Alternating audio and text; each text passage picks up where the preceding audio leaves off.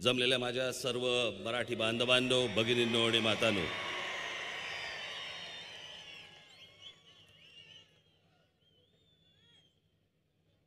सभेला येण्यासाठी म्हणून जरा शहरातनं मार्ग काढत इथपर्यंत आलो.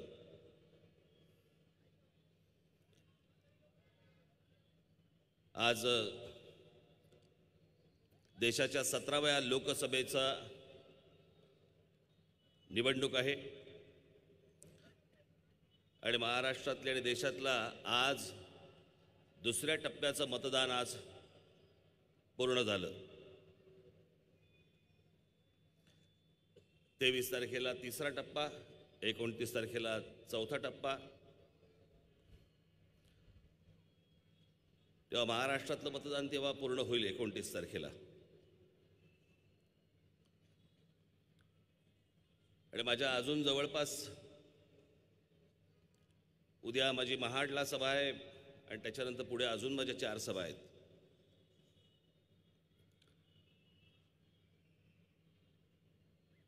निवडणुकीला महाराष्ट्र नवनिर्माण सेना पक्ष निवडणूक लढवत नाहीये, उमेदवारही उभे करत नाहीये. परंतु नरेंद्र मोदी आणि अमित शहांच्या विरोधामध्ये मी प्रचार करतोय. तो महाराष्ट्रभर करतोय आणि तो देशभर जातोय.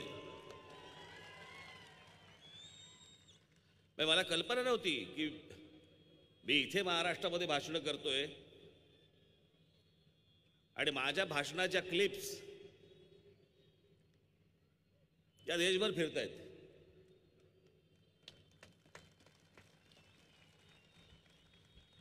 मलाही सुरुवातीला बरं वाटलं, जरा म्हटलं देशाला मराठी कळतंय.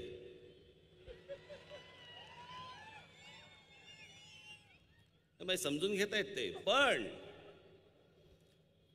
ज्या मी नरेंद्र मोदींच्या इथे भाषणाच्या किंवा इतर गोष्टींच्या क्लिप्स दाखवतोय त्या हिंदीत आहेत, ते त्यांना कळतंय बरोबर. मला तर आत्ता माझ्या मागे लागलेत लोक की एक 4 सभा तुम्ही उत्तर भारतामध्ये द्या, हिंदीमध्ये बोला.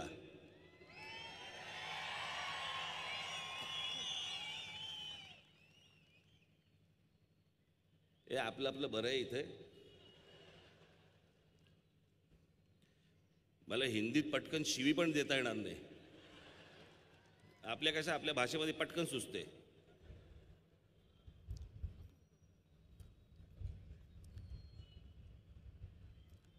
आज मी खडकवासल्यामध्ये आलोय. या सगळ्या भागामधनं कधी इथे आल्यानंतर, कधी जाताना येताना माझ्या रमेश वांजळेची आठवण आल्याशिवाय कधी आजपर्यंत मी तुमच्या नुसत्या टाळ्यांसाठी आणि घोषणांसाठी बोललो नाही. मी खरंच सांगतो, दरवेळेला आम्ही इथून जेव्हा कधी जातो येतो वगैरे गाडीमध्ये आमची नेहमी चर्चा होते की माझा वाघ गेला. आज खरं तर असायला पाहिजे होते.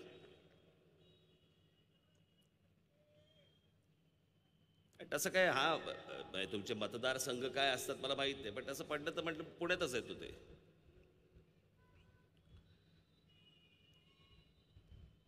मी अनेकदा आमच्या गाडीमधल्या चर्चा असतात. पुण्यामधनं फिरत असताना, काय मुंबईमधनंही फिरत असताना तेच होतं. लहानपणी ज्या वेळेला पुण्यामध्ये येत असे, काय टुमदार सुंदर पुणं होतं. सुंदर होतं. मुंबई पण काय सुंदर होती.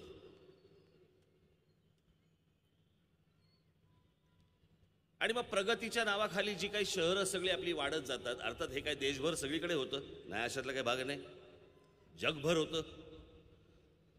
जगातली प्रत्येक शहरं ही सुरुवातीला छोटी असतात, नंतर मोठी होत जातात.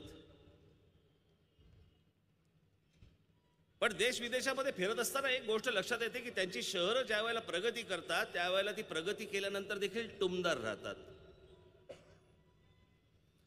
आमच्या शहरांसारखी बकाल होत नाहीत.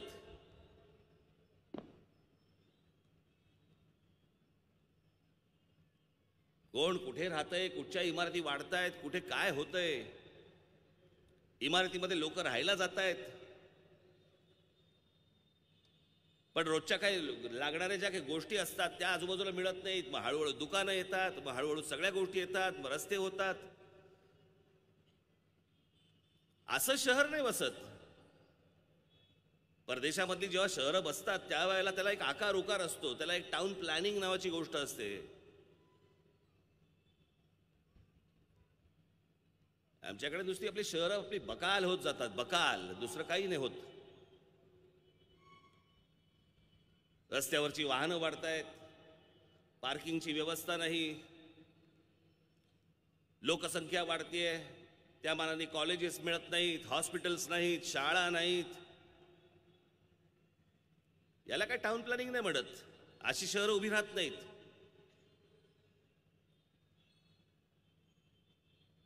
आणि म्हणून या शहरांना आकार देण्यासाठी म्हणून घटनेमध्ये काही गोष्टी निवडल्या जातात, म्हणून लोकप्रतिनिधी निवडले जातात. त्या त्या शहरांची बाजू मांडणारे, त्या त्या शहरामध्ये त्याचा अभ्यास करणारे, त्याच्याबद्दल बोलणारे असे लोकप्रतिनिधी निवडले जातात. आणि म्हणून त्या निवडणुका होतात.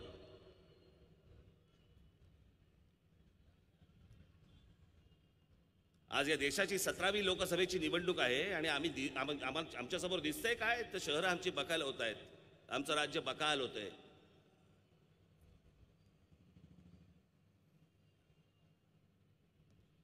जगण्याची मूल्य ज्याला म्हणतो आपण, ती मूल्य जपण्याचं काम, घडवण्याचं काम हे राज्यकर्त्यांचं असतं, हे लोकप्रतिनिधींचं असतं. आणि ते त्यांची जबाबदारी पार पाडत नाहीत. नुसता एक राजकारणाचा आपला, निवडणुकीचा आपला एक खेळ करून ठेवतो आपण. आणि तो खेळ करून ठेवल्यावरती हे असंच आयुष्यामध्ये येणार, असंच भोगावं लागणार.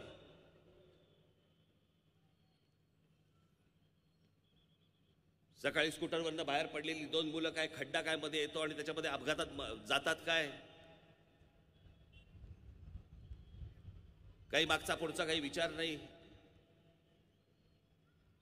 हे चांगले रस्ते देणं, चांगल्या गोष्टी देणं, हे सगळं लोकप्रतिनिधींचं काम असतं, हे राज्यकर्त्यांचं काम असतं. आणि त्याच्यासाठी म्हणून राज्यकर्ते निवडले जातात.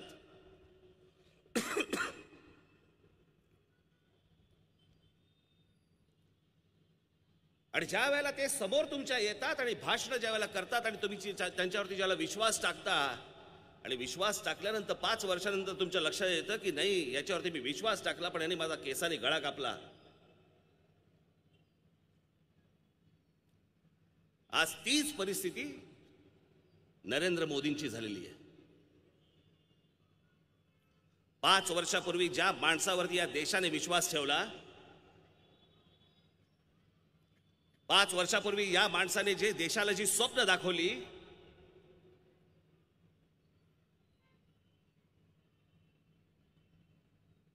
निवडणुका व्हायच्या अगोदर ज्या माणसाने काय काय गोष्टी सांगितल्या, या तरुणांना सांगितल्या, देशातल्या तरुणींना सांगितल्या, देशातल्या शेतकऱ्यांना सांगितल्या, देशातल्या कामगारांना सांगितल्या, माझ्या माता भगिनींना सांगितल्या, मी आल्यावरती हे करीन, मी आल्यावरती ते करीन. आणि आज 5 वर्षानंतर ज्या वेळेला परत निवडणुका होत आहेत, हा माणूस त्या स्वप्नांवरती एक चकार शब्द काढायला तयार नाही होत.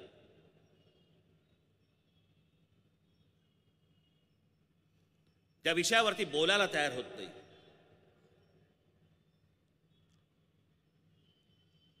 निवडणुकीचा प्रचार भलतीकडेच घेऊन जायचा आहे.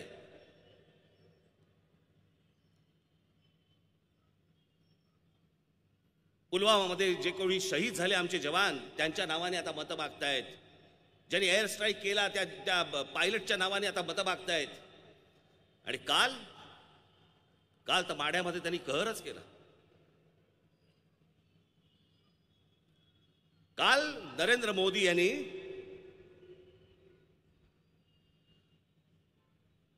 निवडणुका खेळण्यासाठी म्हणून,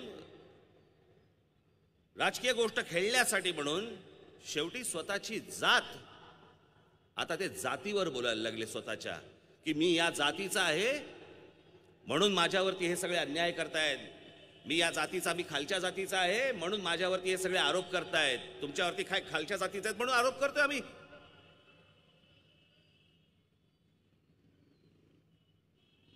ऐका काल त्या माडात काय बोललेत ते.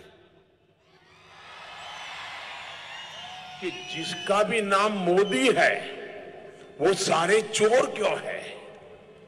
भाइयों बहनों, पिछड़ा होने की वजह से हम पिछड़ों को अनेक बार ऐसी परेशानियां झेलनी पड़ी है.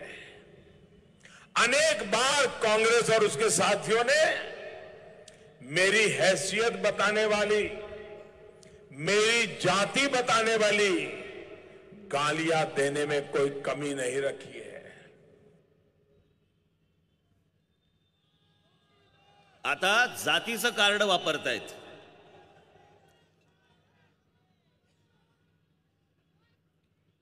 मग माझं नरेंद्र मोदींना माझा प्रश्न आहे की गेल्या 5 वर्षामध्ये या देशामध्ये ज्या दलित बांधवांवरती जे अन्याय झाला, अत्याचार झाला, त्यावेळेला तुम्ही का नाही बोललात?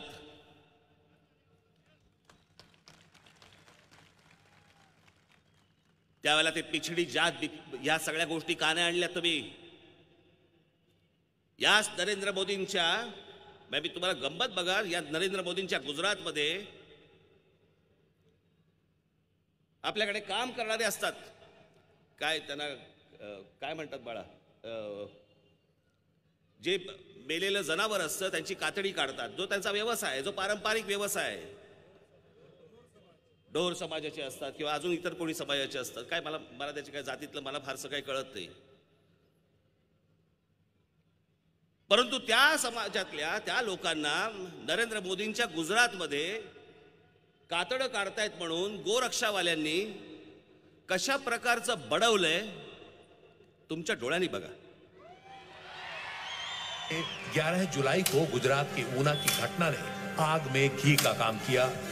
यहाँ के समढियाला गांव में कुछ दलित युवकों को एक राजनीतिक संगठन के लोगों ने गोकशी का आरोप लगाते हुए पहले जमकर मारा, फिर ऊना ले गए और वहां गाड़ी से बांधकर शहर भर में घुमाया. ये आप बीती एक पीड़ित ने सुनाई. हमारे गांव के बाजू में एक गांव है, बेड़िया गांव. वहां से फोन आया था मेरा पापा के फोन में. उस खेडूत का फोन था, उसकी गाय मर गई थी, तो जिसको मेरे पापा को फोन किया. और हमारे पास चकड़ो रिक्शा है, वो चकड़ो रिक्शा लेकर हम वो गांव पे गया और गाय मर गई थी. वो गाय को रिक्शा पे भरकर हमारे गांव के सीम पे आया और गाय मर गई थी. उसके हम खाल काट रहे थे, तो थोड़ी देर बाद वो गौरक्षक लोग आकर हमारे पर अचानक हमले करे. 10 जन थे उस पे. 5 मिनट बाद 50 लोग आ गए. पेशे से चर्मकार ये दलित सदियों से मरे हुए मवेशियों को ठिकाने लगाने और उनका चमड़ा निकालने का काम करते रहे हैं. गोकशी के नाम पर इन लोगों के साथ ऊना में हुए अत्याचार में अब नए तथ्य सामने आ रहे हैं. आरोप लग रहा है कि सब कुछ पुलिस की जानकारी में हुआ.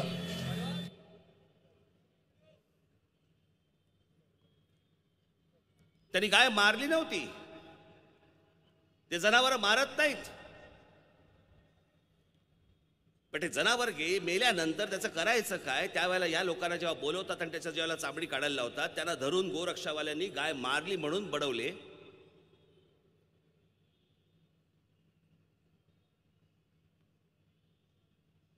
मग याच गायीच्या बाबतीत जे बीफ एक्सपोर्ट करतात, जे गायीचं मांस परदेशामध्ये पाठवतात, एक्सपोर्ट करतात, त्यांच्याविषयी नरेंद्र मोदींचं स्वतःचं मत काय आहे हे एकदा ऐका. लाव रे.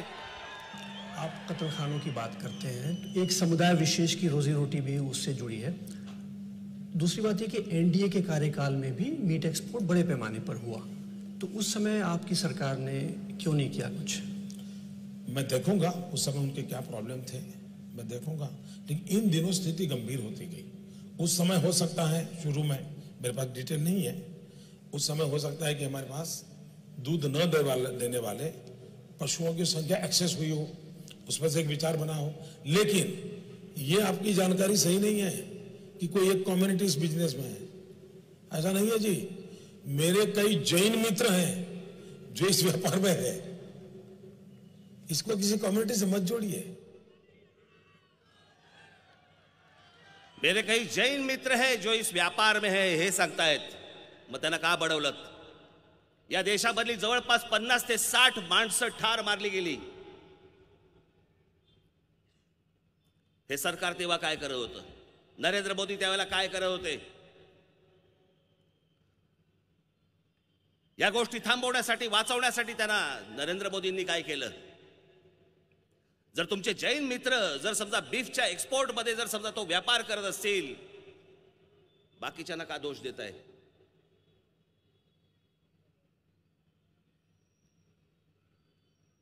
यांच्याकडे कोणत्याही प्रश्नांची उत्तरं नाहीयेत. राज ठाकरे जे बोलतोय ना, तो या देशाला पडलेले जे प्रश्न आहेत ना, मी फक्त त्यांना प्रश्न विचारतोय.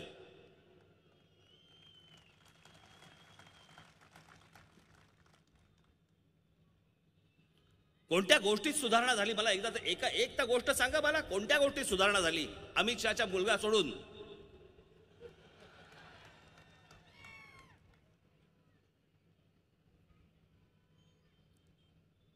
या देशातले बलात्कार थांबले? हेच नरेंद्र मोदी ज्या वेळेला विरोधी पक्षामध्ये होते आणि विरोधी पक्षातनं ज्यावेळेला सत्तेमध्ये आले, सत्तेमध्ये आल्यावरती यांची भाषा बदलली.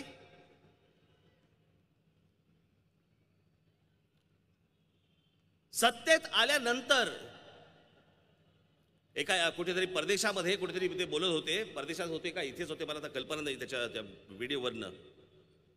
परंतु इथे असताना त्यांच्या काळामध्ये काही गोष्टी घडतायत याच्याबद्दलचं समर्थन आता त्यांच्या तोंडून आहे का? जब किसी छोटी बालिका पर बलात्कार होता है, कितनी दर्दनाक घटना है जी। लेकिन क्या हम ये कहेंगे कि तुम्हारी सरकार में इतने होते थे, मेरी सरकार में इतने होते हैं? मैं समझता हूं इससे बड़ा गलत रास्ता नहीं हो सकता है। बलात्कार बलात्कार होता है। एक बेटी के साथ ये अत्याचार कैसे सहन कर सकते हैं? आता विरोधी पक्षामध्ये असताना हेच नरेंद्र मोदी काय बोलत होते?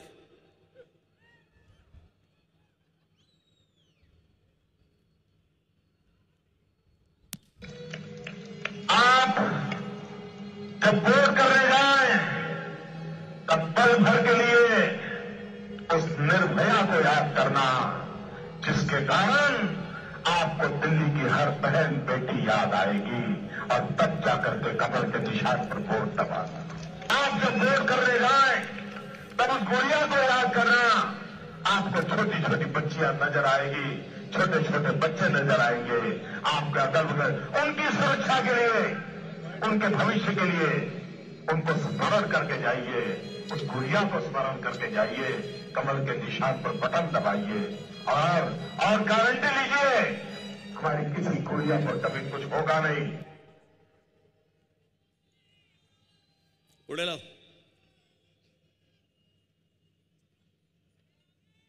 भाइयों बहनों, दिल्ली की धरती पर निर्भया का कांड हुआ।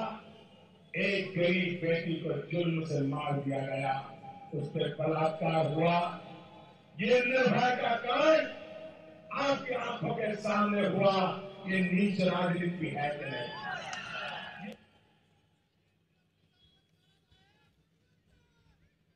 यांच्या काळामध्ये जेव्हा बलात्कार झाले त्याला म्हणतात की बलात्काराचं राजकारण करू नका. आणि ज्यावेळेला दुसऱ्या सरकारच्या काळात झाले त्यावेळेला दुसऱ्या सरकारवरती हे बोट ठेवतायत आणि सांगतायत की ती आठवा, निर्भया आठवा आणि कमळावरती बटन दाबा, हे मोदी सांगतायत. तुम्ही राजकारण करताना ह्यांना काहीच नाही वाटलं? या मोदी सरकारच्या काळात 2012ला निर्भया बलात्कार 2012ला झाला. कुठे त्याचे आकडे? 2012ला निर्भया बलात्कार झाला आणि त्यानंतर या देशामध्ये जवळपास 24,922 बलात्कार झाले त्या वेळेला, त्या वर्षी. 2013ला 33,707 बलात्कार झाले या देशामध्ये. 2014ला ज्यावेळेला हे आले त्या वर्षी 36,735 बलात्कार झाले नरेंद्र मोदींच्या काळात. 2015ला 34,651 बलात्कार झाले या देशात. 2016ला 38,891 बलात्कार झाले या देशात.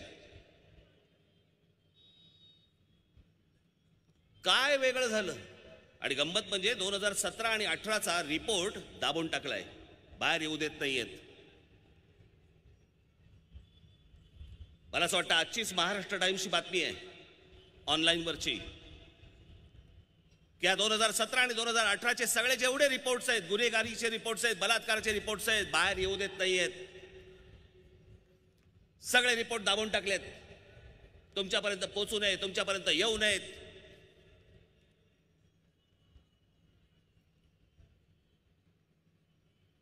अहो नरेंद्र मोदी, तुम्ही येऊन काहीतरी वेगळं घडवणार होतात ना. जर तेच घडवायचं होतं मग अगोदरचे काय वाईट होते?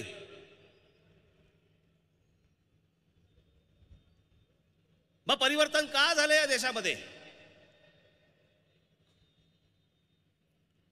तुम्ही काहीतरी वेगळं करणार, वेगळे स्वप्न दाखवलीत म्हणून या देशाने तुम्हाला भरभरून मतदान केलं, तुमच्यावरती प्रेम केलं, त्याच्या मोबदल्यात तुम्ही हे दिलत, या गोष्टी दिल्यात, आधीच्या सरकारहून वाईट गोष्टी दिल्यात.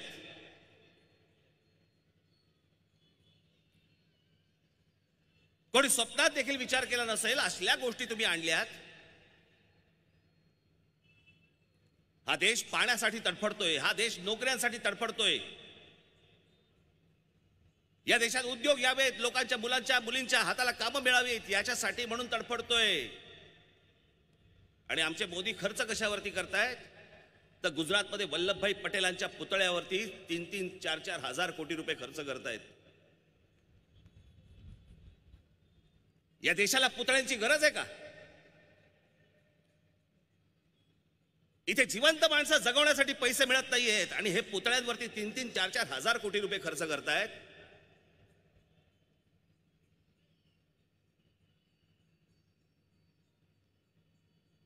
बरं, त्यातही धोका.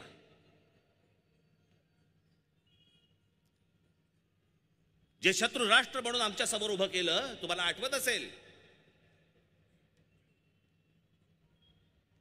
तेव्हा सर्व वर्तमानपत्रांमध्ये आणि चॅनल्समध्ये फक्त तेवढेच बातमी सुरू होती, डोकलाम डोकलाम डोकलाम. डोकलाम मध्ये चीनचं सैन्य घुसलेलं आहे, सैनिक तिकडे घुसलेले आहेत, आपली लोक तिकडे गेलेली आहेत, एअरफोर्स तयार झालेलं आहे, आपली लोक आता युद्धाच्या तयारीत आहेत. तिकडनं सगळी माणसं चायनामधनं येत आहेत, त्यांची शस्त्र घेऊन त्यांचे सैनिक येत आहेत. आता कोणत्याही क्षणी युद्ध घडेल असं जे वातावरण ज्या प्रकारे उभं केलं गेलं, पहिली गोष्ट म्हणजे डोकलाम हे भूतानमध्ये येतं. अर्थात भूतानची जबाबदारी आपल्यावरती असल्यामुळे तर ठीक आहे, आपण ते गोष्ट करणं स्वाभाविक आहे. मग जर समजा चीन हा आपला, आणि मग त्यावेळेला एक वातावरण उभं केलं गेलं की चीनी कपडे घेऊ नका, चीनी काय वस्तू मिळत असतील त्याच्यावरती बहिष्कार टाका. रात्री 2 लावून ह्यांना चायनीज लागतं.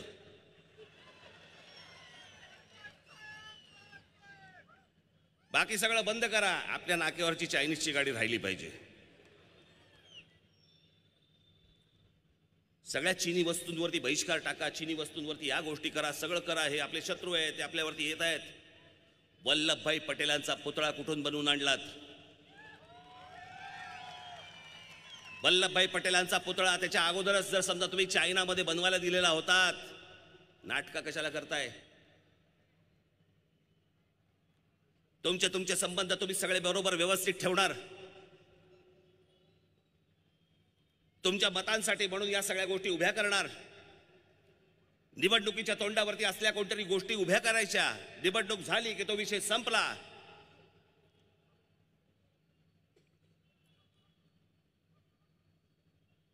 एवढ्यासाठी म्हणून दिलं नरेंद्र मोदींना निवडून, ही सगळी नाटकं आणि थेरं करण्यासाठी म्हणून दिलं.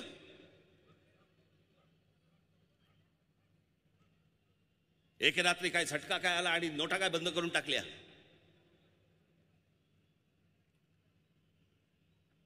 या देशामधल्या करोडो लोकांच्या नोकऱ्या गेल्या. जे हाताचं काम होतं ते हाताचं काम निघून गेलं. अनेक कंपन्या बंद झाल्या. आता कालची आजची बातमी घ्या, जेट एअरवेज बंद झाली. गेले इतकी वर्षाची कंपनी चालू होती या देशामध्ये, ती कंपनी बंद झाली. आज त्या कंपनीमध्ये काम करत असलेल्या लोकांचं हजारो लोक आहेत, हजारो काय लाखो लोक आहेत. काय झालं आज? काय नाही, हातावर हात ठेवून बसलेत.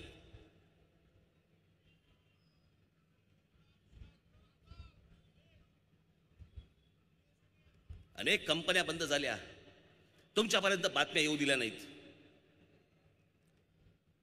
गेल्या 3.5-4 वर्षामध्ये ही सगळी वर्तमानपत्र बंद करून टाकली, पत्रकार बंद करून टाकले, सगळी चॅनल्स बंद करून टाकली. तुमच्यापर्यंत बातम्या पोचवायच्याच नाहीत. किती लोकांच्या नोकऱ्या गेल्या, किती लोकांचं काय झालं, येऊच द्यायच्या नाहीत बातम्या. नोटबंदी जे केली ती नोटबंदी फसली, सर्वार्थाने फसली. भारताच्या इतिहासामध्ये अशा गोष्टी कधी घडल्या नाहीत. मी त्याशी म्हटलं ना की सुप्रीम कोर्टाचे 4 जज रस्त्यावरती येतात आणि पत्रकार परिषद घेतात. आजपर्यंत कधी बघितलं होतं का हो? 1947 साली या देशाला स्वातंत्र्य मिळाल्यापासून आजपर्यंत 2018-19 पर्यंत या देशाने कधी पाहिलं नव्हतं की सुप्रीम कोर्टाचे जजेस हे रस्त्यावरती येत आहेत, पत्रकार परिषद घेतात आणि सांगतायत काय, या देशाची लोकशाही धोक्यात आहे, आमच्यावरती दडपण येत आहे. आम्हाला सांगितलं जात आहे की अशा प्रकारचे निर्णय द्या, सरकारकडनं सांगितलं जात आहे, जे आम्हाला मान्य नाही. या देशाची लोकशाही धोक्यात आहे.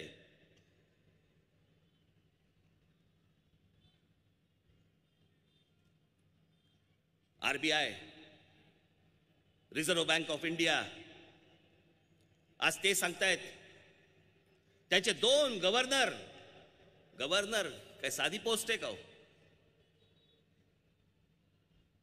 जे पैसे तुमच्या खिशामध्ये असतात ना, त्या खिशावरती असलेल्या पैशावरची जी सही आहे ना, ती त्या आरबीआय गव्हर्नरची असते.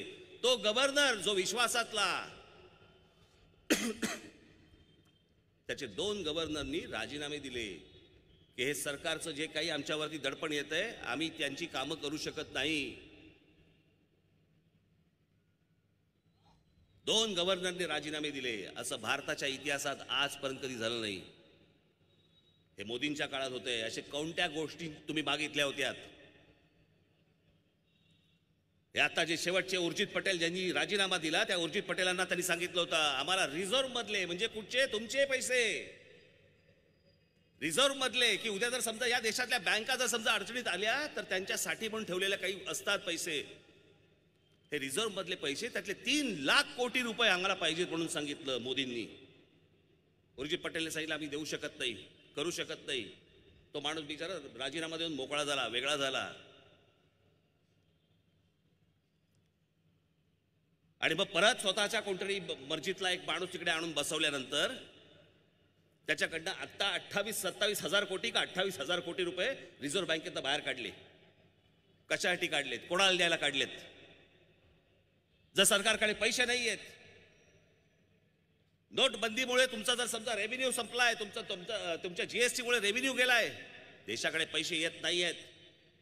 तुमच्याकडे जर पैसेच नाही आहेत, तुम्हाला जर रिझर्व्ह बँकेमधून जर पैसे काढावे लागत असतील, मोदी तुम्ही युद्ध कोणाच्या जीवावरती करणार होतात? कुठे होते तुमच्याकडे पैसे? मग या देशाला मूर्ख का बनवलं? युद्ध सदृश परिस्थिती का निर्माण केली? आणि हे मी 4 वर्षापूर्वी सांगितलं होतं. 4 वर्षापूर्वी बोललो होतो की 2019च्या निवडणुकीच्या तोंडावरती नरेंद्र मोदी युद्ध सदृश परिस्थिती निर्माण करतील, आणि ती त्यांनी केली.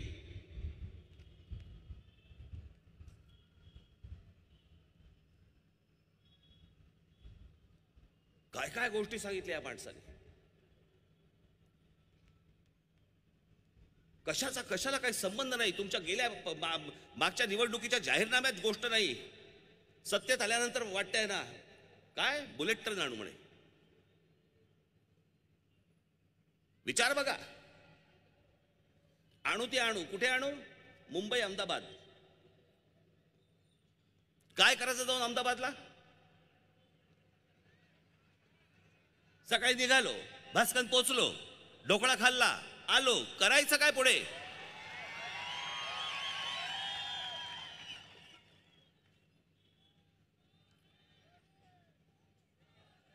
आणि त्याच्यावरती परत म्हणतायत काय?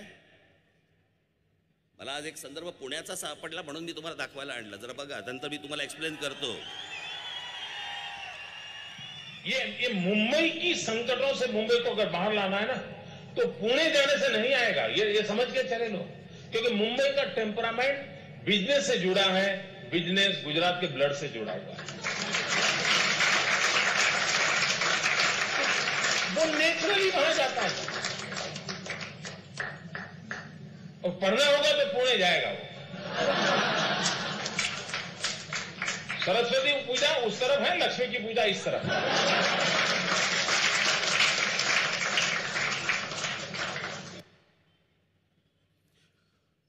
आता मला ह्या प्रश्नाचं उत्तर नरेंद्र मोदींनी द्यावं.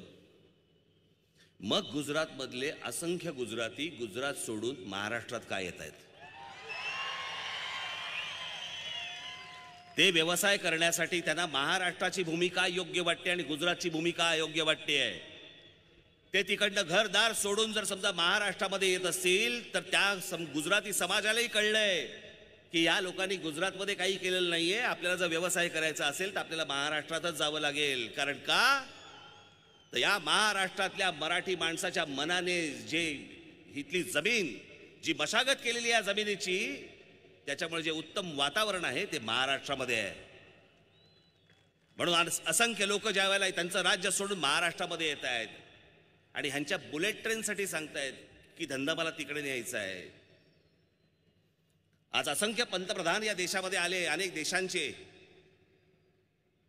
पण नरेंद्र मोदींना असं कधी वाटलं नाही की दुसऱ्या राज्यांमध्ये आपण त्यांचं स्वागत करावं. जे जे बाहेरचे राष्ट्राध्यक्ष आले, जे जे पंतप्रधान आले आहेत, त्या सर्व पंतप्रधानांना नरेंद्र मोदी घेऊन हे गुजरातमध्ये गेलेत. महाराष्ट्रात नाही आले, पंजाबमध्ये नाही गेले, तामिळनाडूमध्ये नाही गेले, पश्चिम बंगालमध्ये नाही गेले, उत्तर प्रदेशमध्ये नाही गेले, कुठेही नाही गेले.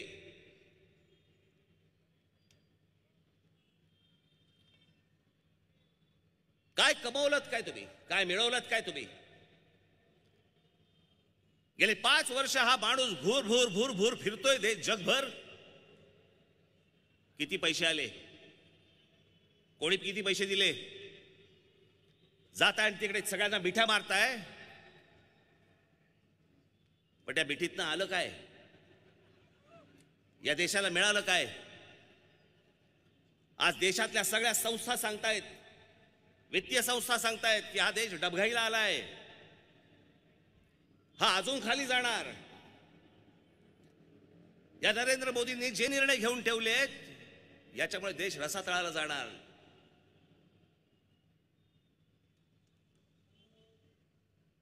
पुन्हा ह्यांच्या हातामध्ये सत्ता देणार. आणि आज जो माणूस जेवढ्या योजना म्हणून सांगितल्या आम्हाला, मेक इन इंडिया ज्याच्यात तरुण उभे राहतील, स्टार्टअप इंडिया ज्याच्यात तरुण तरुणी उभे राहतील, काय झालं त्या योजनांचं? अहो नरेंद्र मोदी त्याच्याबद्दल का नाही बोलतात तुम्ही? का नाही या देशाला सांगतात काय झालं त्या योजनांचं? स्वच्छ भारतच्या नावाखाली टॅक्स गोळा करताय.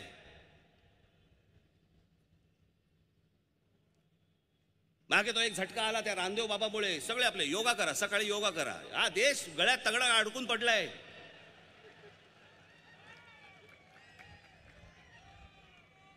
चला तगडी काढायची कशी कळत नाही अजून.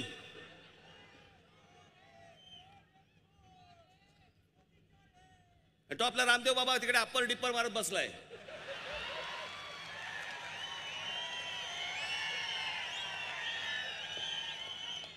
आता कुठेच दिसत नाही. मागे त्या अण्णा हजारेंच्या आंदोलनामध्ये बाईचे कपडे घालून पळत सुटला होता. योगा बिगा चांगला करतो माणूस, योगा पुरता ठीक आहे. एका माणसाचा धंदा एकदम अचानक 5 वर्षामध्ये हजारो कोटीचा धंदा होतो कसा, झाला कसा? आज भारतीय जनता पक्षाकडे एवढे पैसे आले कुठून? निवडणुकीच्या तोंडावरती हे हजारो कोटी रुपये जे वाटतंय आज भारतीय जनता पक्ष, आले कुठून पैसे तुमच्याकडे? गुजरातची निवडणूक झाली, कर्नाटकची निवडणूक झाली, मध्य प्रदेश झाला, राजस्थान झाला, इतर अनेक राज्यांमधील निवडणुका झाल्या. आले कुठून पैसे?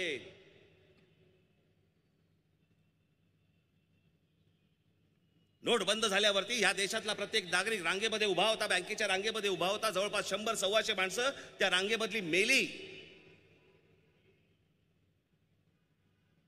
मग तुमच्याकडे कॅश कुठून आली? भाजपकडे पैसे कुठून आले? भारतीय जनता पक्षाचं केंद्रीय कार्यालय, त्यांचं हेड ऑफिस 7 स्टार ऑफिस.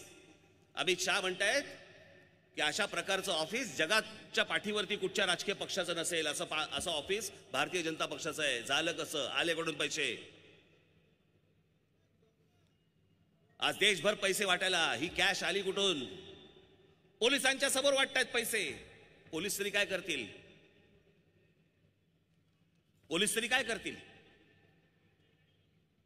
कोणाची कंप्लेंट करायची?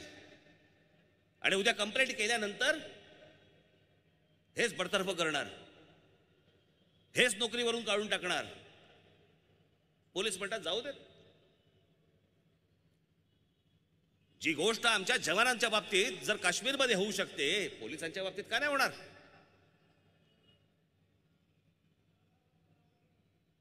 मी काल साताऱ्यामध्ये सांगितलं, मी या काश्मीरमध्ये एक घटना अशी घडली की तिथे ज्या रस्त्यावरती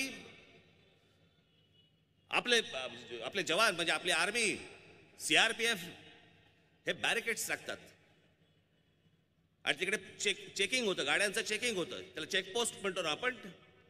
असे 3 बॅरिकेड्स होते. एक गाडी आली, त्यांनी पहिलं बॅरिकेड उडवलं, पुढे गेले, त्यांनी थांबवलं, तिकडे थांबला नाही. पुढच्या बॅरिकेड पाशी गेला, ते उडवलं, तिथेही नाही थांबला तो माणूस. आतमध्ये 2-3 माणसं होती. तिसऱ्या बॅरिकेडच्या इकडे त्या जवानांनी आमच्या थांबवलं, तो थांबला नाही. तिसरं बॅरिकेड उडवलं, उडवल्यावरती आमच्या जवानांनी फायरिंग केलं, त्याच्यामध्ये ती माणसं मेली. आमच्या जवानांनी काय करायला पाहिजे होतं? जे केलं ते योग्यच केलं. जिकडे गाड्या चेक केल्या जातात, चेक पोस्ट आहे, तिकडे गाडी थांबवणं त्यांचं कर्तव्य आहे. त्यांनी न थांबवता त्या चेकपोस्ट समजा उधळल्या, तर आमच्या जवानांनी काय करायला पाहिजे? त्यांनी केलं ते योग्य केलं, त्यांनी शूट केलं. त्यांनी त्याचं कर्तव्य बजावल्यानंतर नरेंद्र मोदी सरकारने काय केलं? नरेंद्र मोदींनी काय केलं? त्यांच्यावरती केसेस टाकल्या, त्यांना बडतर्फ केलं. ते जे चेक पोस्ट होते ते काढून टाकले. त्यावेळेला त्या महबूबा मुफ्ती बरोबर यांची युती होती आणि त्या आमच्या जवानांवरती केसेस टाकल्या, केसेस. आणि त्या केसेस टाकल्या हे आमचे पंतप्रधान अभिमानाने सांगतायत. ऐका, लाव रे ते.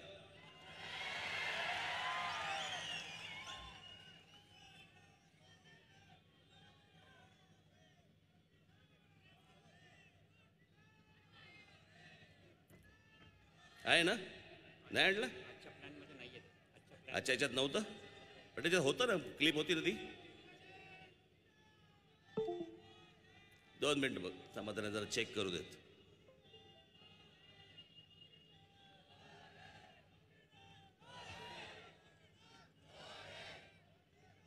नाही आहे? बरं, ठीक आहे. त्यांना त्या ह्याला मारतानाचा तरी आहे.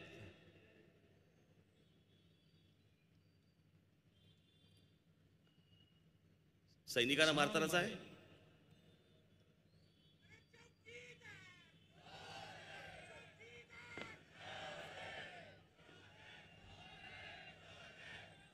असं ठीक आहे. यांनी तिकडे भाषण केलं व्यासपीठावरनं की बघा ह्या मोदी सरकारने कसं कामगिरी केली आणि कशी कामगिरी केली. तर म्हणे या सगळ्यांवरती आम्ही केसेस टाकल्या, या जवानांवरती त्यांना बडतर्फ केलं. पहली बार 30 साल में पहली बार ये मोदी सरकार की कमाल देखिए. पहली बार सेना ने प्रेस कॉन्फ्रेंस करके कहा कि जो 2 नौजवान मारे गए थे सेना की गलती थी और सेना ने अपनी गलती मानी. इंक्वायरी कमीशन बैठा और जिन लोगों ने गोली चलाई थी उन पर केस दर्ज कर दिया गया, ये मेरे नेक इरादों का सबूत है मेरे भाई बहन। 30 साल में नहीं हुआ है, 30 साल में नहीं हुआ है। और इसलिए मेरे कश्मीर के भाइयों बहनों, मैं आपको न्याय दिलाने के लिए आया हूं। अभिमानाने सांगतायत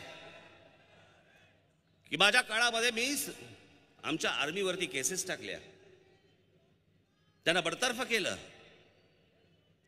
पुढचा आहे तो व्हिडिओ, त्याचा परिणाम काय झाला बघा.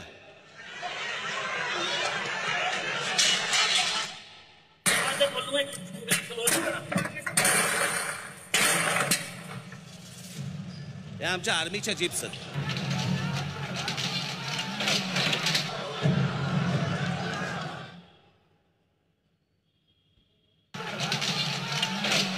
Go India! Go back! Go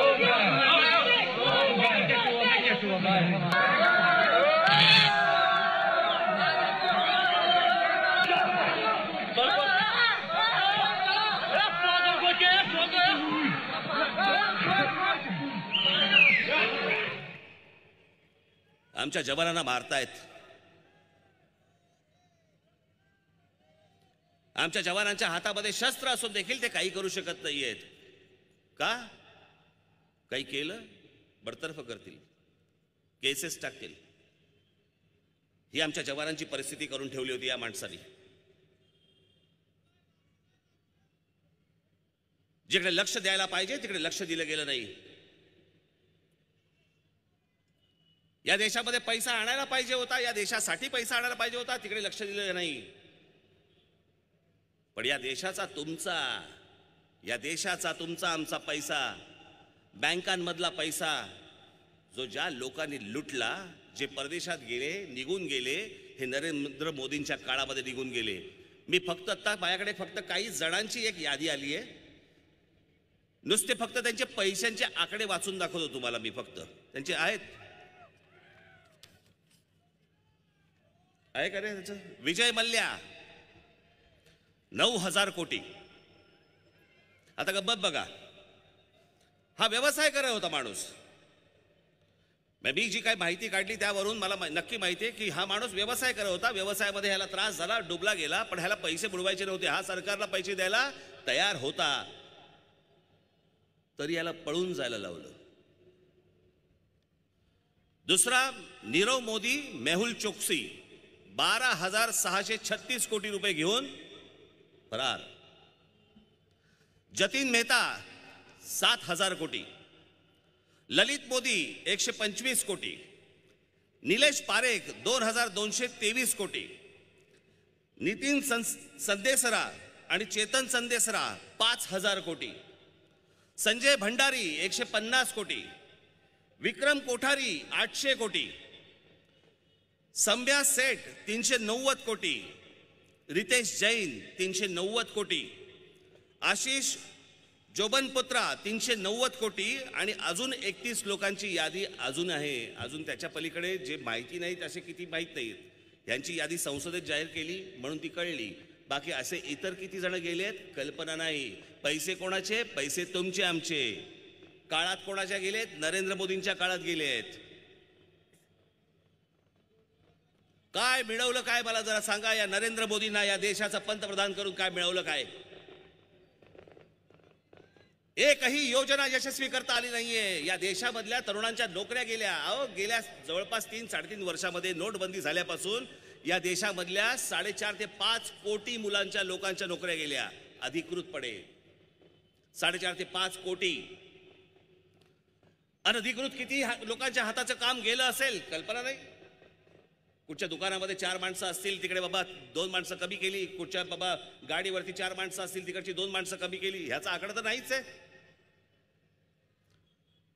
आणि कोणत्याही योजनांवरती न बोलता आज हेच नरेंद्र मोदी तुमच्या समोर येत आहेत आणि काय सांगतायत?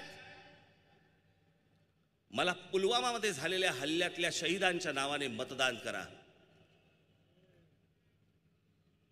ज्यांनी एअर स्ट्राईक केला त्या माझ्या पायलटांच्या नावाने तुम्ही मतदान करा. ते उभे आहेत का निवडणुकीला? ते आमचे जवान तर हकनाक गेले. त्या जवानांच्या नावाने आज आमचा पंतप्रधान मतं मागतोय. जी स्वप्न या देशाला दाखवली त्या स्वप्नांवरती हा माणूस पंतप्रधान आमचा मतं मागायला तयार नाहीये, तुमच्याशी बोलायला तयार नाहीये. आज तुमच्या पुढे मतं घेण्यासाठी म्हणून आमच्या जवानांचे चेहरे पुढे करतोय माणूस.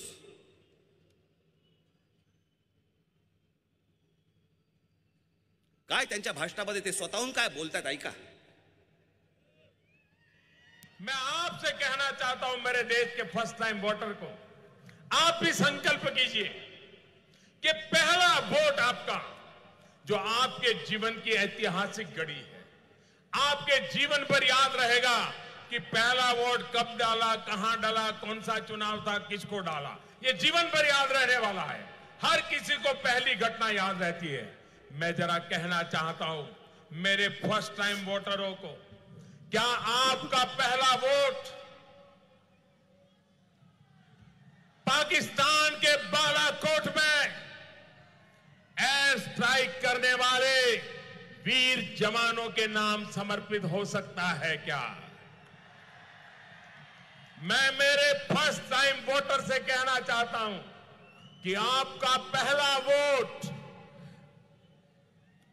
पुलवामा में जो वीर शहीद हुए उन वीर शहीदों के नाम आपका वोट समर्पित हो सकता है क्या?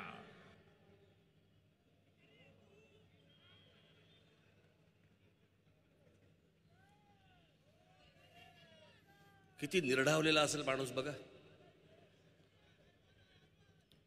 की आमच्या जवानांच्या नावाने मतं मागायची वेळ आली या माणसावरती 5 वर्षानंतर. आणि याच माणसाच्या मनात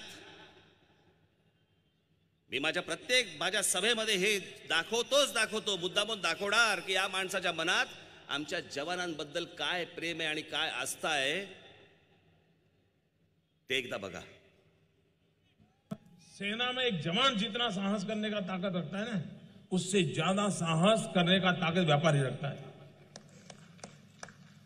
सेना में एक जवान जितना साहस करने का ताकत रखता है ना, उससे ज्यादा साहस करने का ताकत व्यापारी रखता है. आमच्या जवानापेक्षा या देशाचा व्यापारी जास्ती साहसी आहे म्हणतात.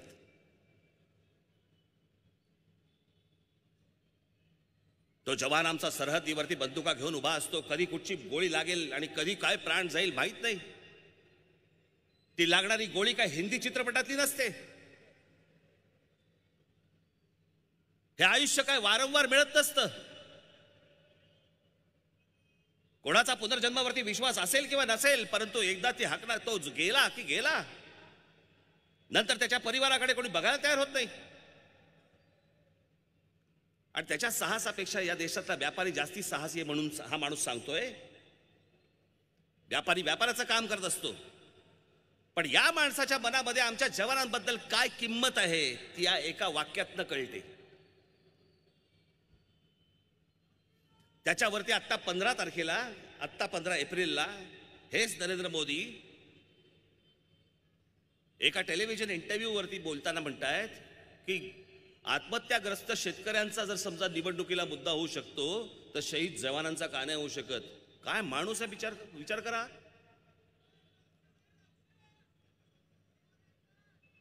हा मुद्दा का होऊ शकत नाही म्हणतोय निवडणुकीचा.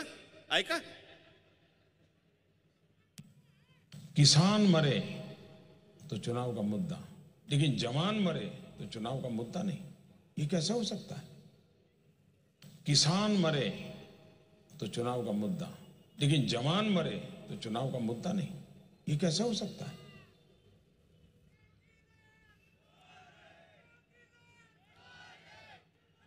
या माणसाला कोणाबद्दलही आस्था नाही, प्रेम नाही, काही नाही. मी माझ्या गुढीपाडव्याच्या सभेमध्ये म्हटलं होतं ना, मला कोणाच्या वैयक्तिक आयुष्यामध्ये कोणाच्या डोकावायची माझी इच्छाही नसते, गरजही नसते, मला काही आवश्यकताही नाही त्या गोष्टींची.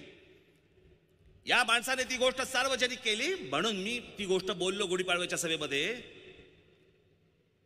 वर्षातनं एकदा वाढदिवसाला हा माणूस जाऊन स्वतःच्या आईला भेटतो, तोही मीडिया घेऊन, फोटोग्राफर्स घेऊन जाऊन नमस्कार करताना मीडिया घेऊन. माझी आई पण माझ्या घर बरोबर राहते हो, घरी बाजूच्या खोलीत राहते. जाऊ का घेऊन? या ना आई, आलोय ग.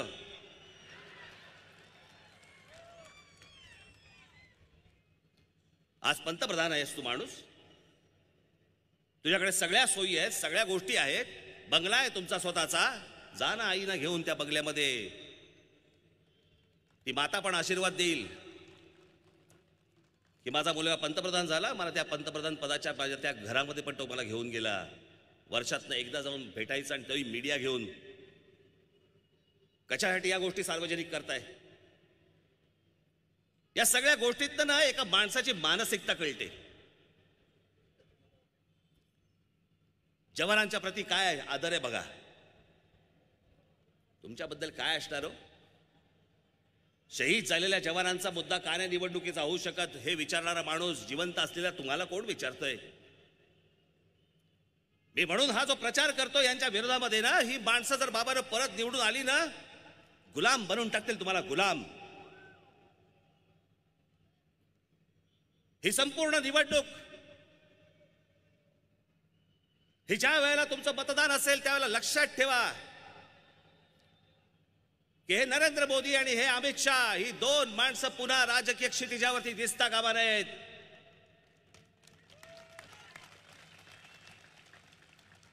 आज इतर कोणत्याही व्यक्ती बघायच्या नाहीयेत, आज इतर कुठचेही पक्ष नाही, काही नाही, काही नाही. ही दोन माणसं आणि ही दोन माणसं नसावीत. म्हणून तुम्हाला भारतीय जनता पक्षाला मतदान करायचं नाही. ही माणसं येतील असं कोणतेही कृत्य या देशातल्या कोणीही करता कामा नये. या देशात या दोघांना उपयोग होईल असली कुठचीही गोष्ट तुम्ही करता कामा नये. 5 वर्षामध्ये त्यांनी जे रंग दाखवलेले आहेत ना, विचार करा 5 वर्षाचं हे रंग अशा प्रकारचे राखू शकतो माणूस, पुढच्या 5 वर्षानंतर काय करतील हे. मी काल पण सांगितले, इथे माझे पत्रकार बांधव बसलेले आहेत. आज लिहू शकताय, जर दुर्दैवाने या देशामध्ये जर ही माणसं परत निवडून आली, आजच संपूर्णपणे मीडियाची आणि पत्रकारांची गळचेपी करून टाकलेली आहे. उद्या हे पत्रकार जे आहेत ह्यांच्यासमोर घटना घडतील, लिहू शकणार नाहीत.